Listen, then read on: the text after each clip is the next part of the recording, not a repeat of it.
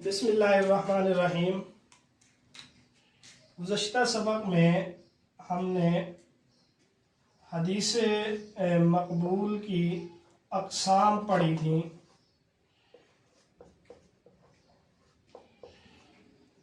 حدیث مقبول کی 4 قسمیں تھیں: صحیح لذاتی ہی، صحیح لغیری ہی، حسن لذاتی ہی اور حسن لغیری ہی۔ اگر آپ کو یاد ہو تو صحیح لذاتی ہی میں ہم نے 5 شرائط کا تذکرہ کیا تھا، تو آج ہم انہی 5 شرائط کو مد نظر رکھ کر صحیح لذاتی ہی کے جو مراتب ہیں ان کے بارے میں پڑھیں گے۔ 5 شرائط میں سے پہلی شرط یہ تھی کہ سند متصل ہو۔ دوسری شرط یہ تھی کہ تمام راوی عادل ہوں۔ تیسری شرط یہ تھی کہ تمام راوی کامل الضبط ہوں۔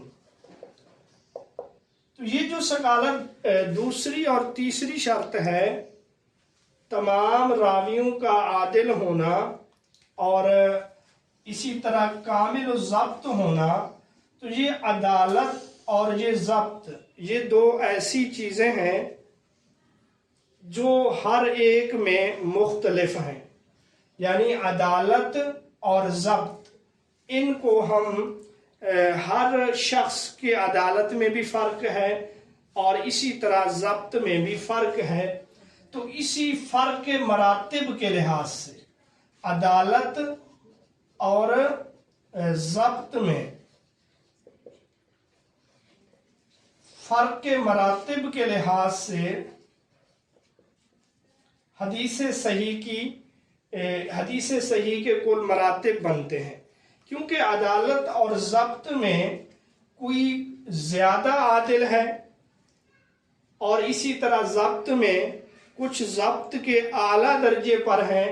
جیسا کہ آپ سمجھ سکتے ہیں، مثلا امتحان میں اگر پاس نمبر 33 ہوں تو 50 والا بھی پاس ہے، 70 والا بھی پاس ہے۔ یعنی پاس ہم اس کو بھی کہیں گے، اس کو بھی کہیں گے، اس کو بھی کہیں گے، لیکن گریڈ کا فرق ہے، نمبروں کا فرق ہے۔ اب اس کا مرتبہ جو ہے 50 اور 33 والے سے زیادہ ہے۔ اسی طرح عدالت اور ضبط ہے کہ اس میں فرق ہے۔ تو اس عدالت اور ضبط میں فرق کی وجہ سے جو 7 قسمیں بنتی ہیں یا 7 مراتب بنتے ہیں یا 7 گریڈ اور درجے بنتے ہیں، یہ بالکل آسان ہے۔ پہلا مرتبہ یا پہلا درجہ اول، سب سے اعلیٰ یا درجہ اعلیٰ، یہ وہ روایت، یہ صحیح کا پہلا مرتبہ ہے، وہ روایت جو بخاری و مسلم دونوں میں ہو۔ اب جس صحیح روایت کو امام بخاری اور امام مسلم دونوں روایت کریں، تو امام بخاری اور مسلم کی کتاب میں جو صحیح روایت ہوگی اس کا درجہ باقی کتابوں کی جو روایات ہیں ان سے زیادہ ہے۔ تو یہ پہلا درجہ ہے۔ اب یہاں سے آگے بالکل آپ کے لیے آسان ہے، اس میں کوئی مشکل نہیں ہے۔ تو درجہ اول یا سب سے پہلا درجہ صحیح کا یا پہلا مرتبہ صحیح کا وہ ہے کہ وہ صحیح روایت جو بخاری اور مسلم دونوں میں ہے۔ دوسرے نمبر پر وہ ہے جو وہ روایت جو صرف بخاری میں ہو، یعنی وہ صحیح روایت جو صرف بخاری میں ہو، وہ باقی ان صحیح روایات سے اعلیٰ ہے جو مسلم میں ہیں یا دیگر کتابوں میں۔ تیسرا درجہ جو ہے وہ روایت جو مسلم میں ہو۔ اب جو روایت مسلم شریف میں ہے، اگرچہ اوپر والے 2 سے درجے میں کم ہے، لیکن یہ باقیوں سے زیادہ ہے۔ تو یہ 3 قسمیں ہو گئیں۔ چوتھی قسم ہے وہ روایت جو بخاری و مسلم کی شرائط کے مطابق ہو. یہ چوتھی قسم ہے یا چوتھا مرتبہ ہے کہ وہ روایت صحیح جو بخاری اور مسلم کی شرائط کے مطابق ہو مگر ان کی کتاب میں نہ ہو.